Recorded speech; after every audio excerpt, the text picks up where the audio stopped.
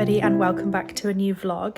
I thought I would do a bit of a different thing this week. I have done a little bit of this in my vlogs before, but I thought it would be really nice to just take you guys along with me on a sort of homemaking week, just like bits and bobs that I am cooking and preparing. And I get a lot of questions about like how I sort of manage my chronic illness and things like that, and a lot of that is to do with like my food prep and things like that. So I thought I'd take you along whilst I cook a few things and make a few things. I need to make some soap. I'm going to make some lavender soap because we've just run out of soap. I normally make a big batch that lasts me and my husband like 4 months, and then I make another, like I tried to do it like seasonal flavors. So over winter I made like a clove and orange, which was lovely, and now it's sort of spring, summertime, I've decided to make lavender. So I'll be making some lavender soap. I've also got my plants as well that I need to be looking after, my kitchen garden plants, which are all growing really well, so I'll give you guys an update on those. I've got a few crafting projects on the go, so I will give you guys a little update on what I'm making and what I'm crafting and things like that. So yeah, it's just going to be a very relaxed, slow vlog where I take you guys along with my homemaking for the week. So I hope you enjoy. I started off the week by making some sourdough flatbreads. I like to try and do a bunch of sourdough baking all in one go because I'll feed my starter once a week. So I made these flatbreads for dinner that night, and I also made up a sourdough loaf, which I didn't film actually making up the loaf, but you'll see a bit later on me stretching and folding and working on the loaf and baking it the next day.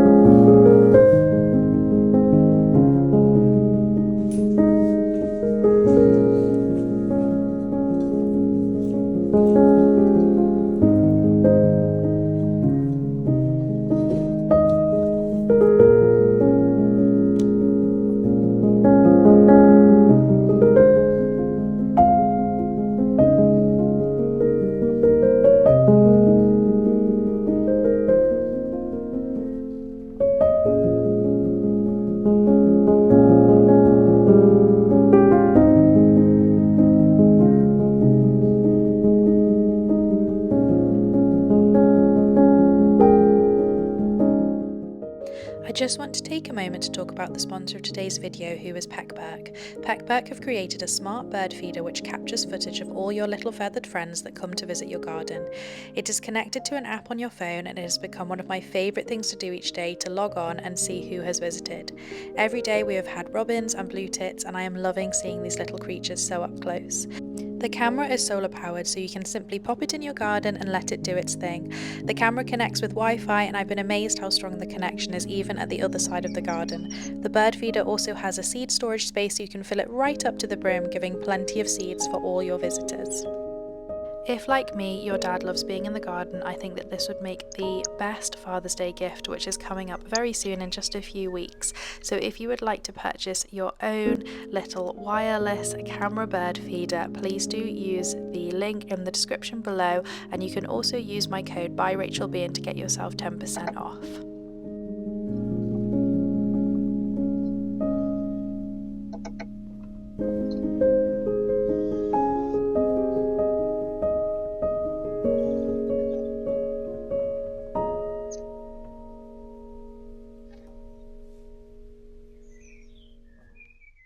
So I just wanted to go through my lunch with you guys because I sometimes get asked this. There's a lot of this stuff in my book as well about like how to eat whole foods and like homemade stuff even though you have chronic fatigue. So I do a huge amount of food prep. That really helps, and it's taken like years and years and years to get to a point where it's like just really natural to me, but I try to do like food prep at the beginning of the week for my lunches, so then I can literally just plate up lunches every day. And so this is a prime example. This one is just some pulled chicken. So I literally throw a chicken breast in a slow cooker with some Cajun seasoning and a little bit of water, and I let it cook for about 4 hours on low, and then it pulls, and it's lightly spiced chicken. Salad, it just comes in bags from Riverford. We get a Riverford box every week. And then my mixed veggie chickpea salad. I absolutely love this. This again is a really easy thing. It's a throw it all in a tray and roast it in the oven. So I have chickpeas, I have mini corn, mange tout, peppers, courgette, anything sort of like Mediterranean style goes really well. I throw it all in a tray. I cover it in olive oil, salt, bit of paprika, some crushed garlic, mix it all up, throw it in the oven for about 35-40 minutes, and then I just have it cold every day. It's an extra source of protein, fibre, lots of veggies, and so I'll do this on like a Monday. And I will also do things as well for breakfast. So I will hard boil a bunch of eggs as well. So I can just grab a couple of hard boiled eggs out the fridge for breakfast. And yeah, it means that on a Monday morning, it takes me maybe like half an hour, 40 minutes to do all of this stuff, get it all done, set it all off. And then for the week, I just literally grab stuff out of the fridge every day for lunch, and I just plate up a plate for lunch, or I have, as I say, like hard-boiled eggs and fruit for breakfast. And it just makes life really easy. It means I can eat organic whole foods. It means that I can eat healthy and I can look after my body. And it's just a really simple thing to do. I will see if I can get some shots of me doing this next week to put in this vlog, like preparing like veggie tray bakes, chicken, etc. I will hopefully get some shots of that in for you to show you. And then the other thing I have, which unfortunately I didn't film, I did this yesterday and I didn't really think about it. I've started making my own cordials. So this one is a rhubarb cordial, which I love to make. It is so fresh and delicious at this time of year. We get lots of rhubarb from our farm box from Riverford. We've been getting Riverford for, gosh, like it'll be almost 9 years we've been getting Riverford delivered. We absolutely love them. I will link the recipe below for you guys. It's very simple. It is literally just rhubarb, a lemon, an orange, and some water and some sugar. And it makes this amazing, delicious cordial. It is so, so nice with sparkling water, ice. I would imagine, I don't drink alcohol, but I would imagine that it would probably also be nice added to a gin and tonic. You could do like a sprig of rosemary. You could do like a slice of lemon or a slice of orange with it, would be really nice. But yeah, I don't have any sparkling water today, so I'm literally just going to have it with still water from the tap. And yeah, that is my lunch. Okay, I also wanted to show you guys my pudding, which I probably actually won't have until later this afternoon, just simply because I normally have it as like a little afternoon pick-me-up. If I can get the tin open.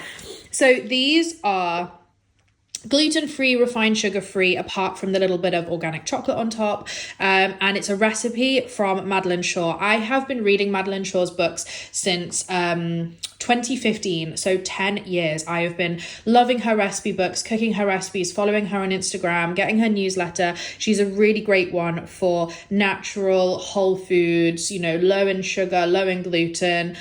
These are filled to the brim with protein because there's like almonds in them, almond butter, protein powder, oats.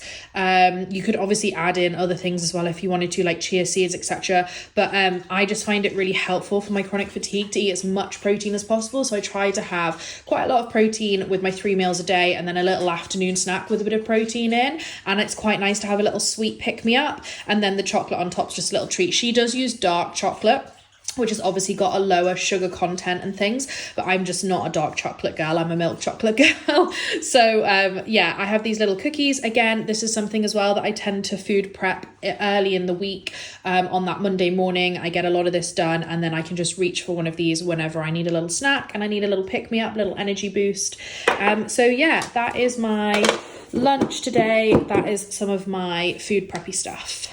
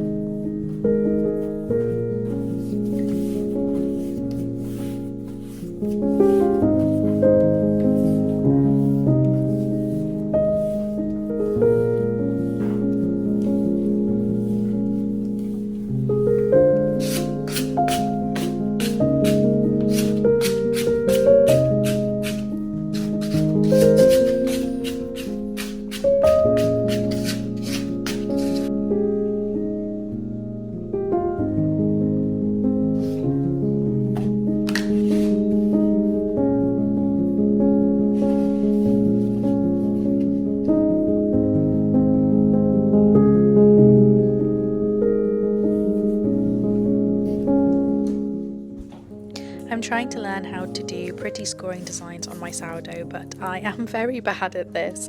I think I need some real practice. You'll see later on when it comes out the oven that it didn't at all come out how I was hoping. So if anybody has any tips on how to do this, I think I'm probably scoring too deeply. I can see that the first line I put in is just a little bit too deep, and I need to be a bit more gentle. But yeah, I'm finding it really hard to make my sourdoughs look pretty, and I see all these wonderful ones on Pinterest and Instagram, and I would really like to be able to do it. So if anybody has any tips, please do share.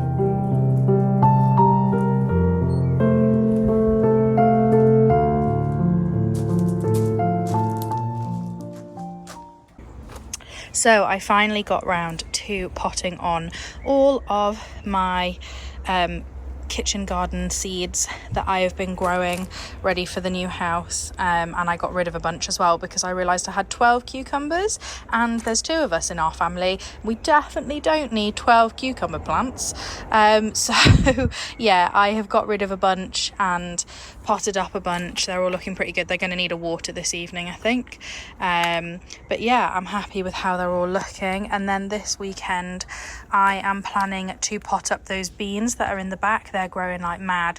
They're just going to have to go in a pot, which can hopefully be transplanted into the new house. But yeah, they need to be properly staked and everything because they're really growing. But yeah, that is the plan this weekend, is to do a few little gardening jobs. Also as well, my calendula's gone mad and I haven't thin that out yet, so I'm going to thin out the calendula. I'd like to grow quite a lot of calendula, so I might just do a few pots of it and just pull a load out and put it into different pots so it grows nice and healthy. I also still haven't weeded all of the other pots that we have growing over here. So yeah, I think we're going to have a little weekend of doing some gardening and bits and bobs, bit of like kitchen garden housekeeping. The lilac is out. It smells incredible. It's my miniature lilac plant. I absolutely love this. It smells so good. So I'm really pleased with that one. My peonies are leaning over like the Leaning Tower of Pisa right now, so they need some, I think, propping up, but they've got so many buds on them. And then, excitingly, look at this. Oh, try not to get in the shadow. The first rose of summer. How exciting. Seriously, look at that pot. That needs weeding. But yeah, even got some raspberries on the go as well. So kitchen garden's going well. All this lovely mild weather we're having.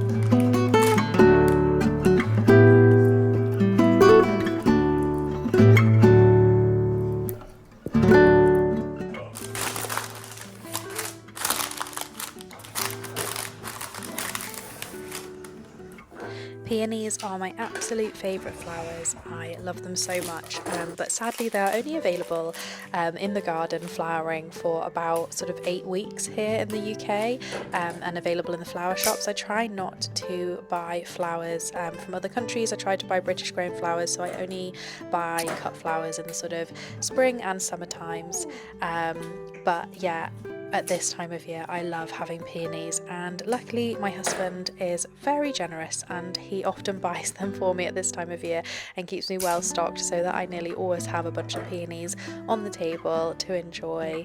I just think they are the prettiest flowers. We are growing some as well, so hopefully in a few years time we might have some to cut in our own garden and bring inside, because I just love them.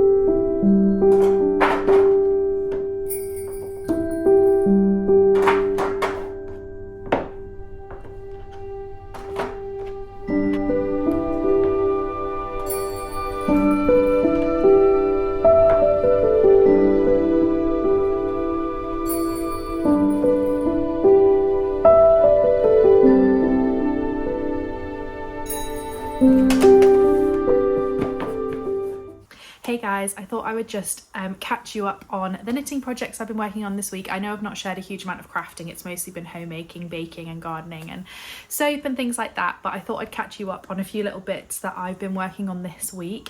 I think I showed you earlier in the vlog that I was working on a beautiful sock. I have actually finished this sock. I'm really pleased with how it turned out actually.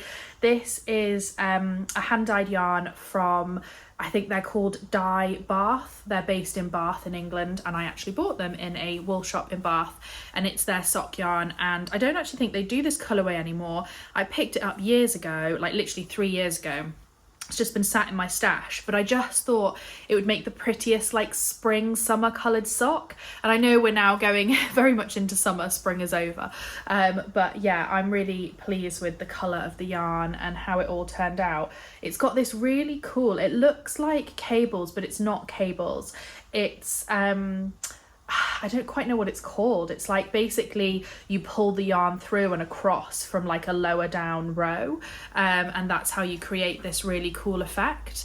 It was a lot easier to do once I sort of got my head around it. It was a slightly different construction to what I'm used to, but yeah, I'm just blocking it at the moment. It's very almost dry. It's come from this book, which I think I've spoken about before, which is 52 Weeks of Socks. This is such a good book. If you guys want to get into sock knitting and, you know, you just want to sort of spend whatever, like a chunk of money, and then that's basically all the sock patterns you need, this is the one to go for. I felt quite overwhelmed when I first got this book because there's obviously 52 different sock knitting patterns. I have a lot of sock yarn because when I go to a yarn festival or I find a really nice yarn shop like on holiday or something, that's my go-to, is just to pick up a skein of sock yarn as like a little treat, a little memento of the day or the holiday. So I've got quite a few bits in stash, and this year, you know, it's my year of using everything up that I've already got. I was like, you know what, I'm just gonna work my way through the book. So I'm basically going in order. I've done the first sock and the second sock in the book so far, so not very far. The third sock is actually knitted with a 5-ply like sport weight sock yarn, which I don't have in stash. All of them are 4-ply. Most of them are like merino nylon sock yarns. This one was actually nylon and 100% just wool, and it's quite sort of like rustic, which I like. But yeah, I'm probably gonna have to skip the third one and move on to the fourth, but I'm really enjoying this actually. It's just like these sort of little like palette cleansers in between larger projects, just working up a sock. So that's what I've basically spent the week doing. That's been my crafting, and I've actually cast on the second one now as well, just because I enjoyed it so much. So yeah, that is what I have been knitting. Let me show you what I've been sewing. So I have had quite a busy few weeks this last couple of weeks because I've had a lot of deadlines, writing deadlines, final proofs for the book, articles due. I've also had lots and lots of stuff to do with the sale of our house, which has been quite a stressful experience, more stressful than it needed to be. So I haven't done an awful lot of sewing. In fact, I haven't really done much sewing at all since Easter basically. And this week I just thought, you know what, I feel like I just need, I don't know, just like a sort of refresher, something really easy where I don't have to think and I can just do a bit of sewing to sort of get myself back into it and try and get my sojo back. So I worked on a few more quilt blocks. I only made 2, but it is honestly the loveliest project. So for those who haven't seen, this is the first quilt block that I made. I actually have a whole video on my channel about making this. Yeah, that is the first quilt block that I made, and then I basically made 2 more. And I also, a lot of you very kindly left me advice and comments, which was really great because I've never quilted before. So just to explain for anyone who didn't see that video, I'm basically using lots of scraps that I've been saving up in similar colour tones, and I am just sewing them together on the machine. So I'm piecing them together on the machine, and then the plan is to hand quilt the quilt at the end. I'm not sure how big it will be because I'm basically going to make lots of these blocks up, and then when I've made as many as I can with the fabric I've got, I'll see what I've got. I'm thinking that I'm probably going to need to go and either look through my scraps. I've got some other scraps that are sort of similar colour tones and make up some other blocks that go in between, or I might have to go and buy some fabric. I might be able to thrift some fabric or something, I'm not sure yet, but I don't think there's going to be enough of all these scraps to make up a quilt the size that I would like, but I'm sort of not really worrying about it at the moment. It's a really nice, relaxing project because I basically just, on the day that I'm going to do it, I cut out all 16 squares and then I go and sew them. It takes about an hour. I cut out the squares, I sew them, do the ironing, etc., and it takes about an hour from start to finish, and it's just such a lovely little project. It just really helped to sort of relax me and calm me over the last week to just do a couple of these. So yeah, I took your advice in terms of ironing the like seam allowances one way and then the other way and things like that, and that has actually worked really well. So yeah, that's what I've spent my week sewing. I had 2 mornings doing, well, I think it was afternoons actually. I did it, you know, as I say, it took about an hour, popped an audiobook on, nice little Agatha Christie, and just did those. So now we have 3 quilt blocks. So I think I'm just gonna keep making these whenever I feel like I just need something really chill and really easy, probably in between garment projects. And yeah, hopefully eventually we'll have some kind of quilt. So yeah, that is what I did this week. Later in the week I managed to film me doing my food prep ready for the week. So this was actually on a Monday I was doing this, so this is something that I do at the beginning of the week. I just prep a bunch of nice salady bits so that I can make up a plate every day of healthy whole foods that are definitely going to nourish my body and look after my body and help as much as possible with the chronic pain. One of my favourite things is Cajun chicken. I absolutely love the flavour of Cajun spice, and then I make up this little Mediterranean vegetable tray bake that I talked about earlier in the video. So yeah, this is just some footage of me making that all up.